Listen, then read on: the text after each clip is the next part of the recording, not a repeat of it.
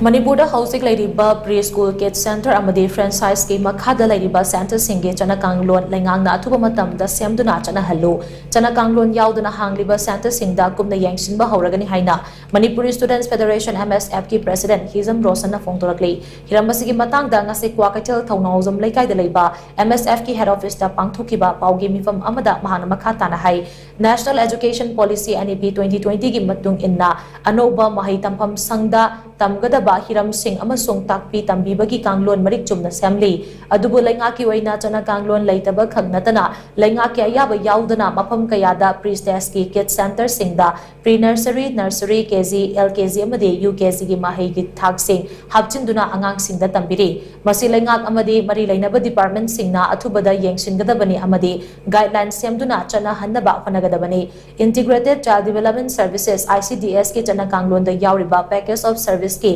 Taret Suba Point Preschool Education asi Preschool amadi Anganwadi Center singda mathau tawbagi mami uday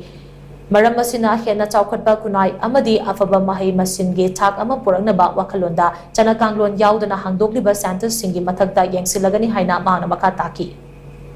Kids Center sing asisu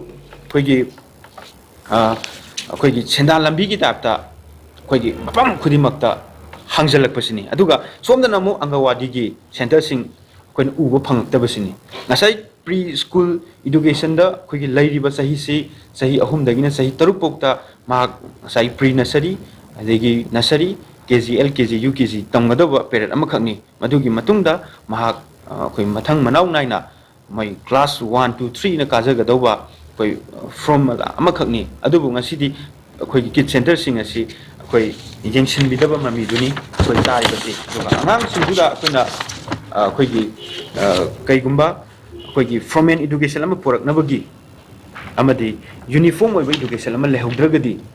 angang singda hena khudong thiban nangbaduni aduna MSF na sigi matangda koi yengsinba hauragani aduga lengang nasu mari lainaba department nasu haiba kid center sing asi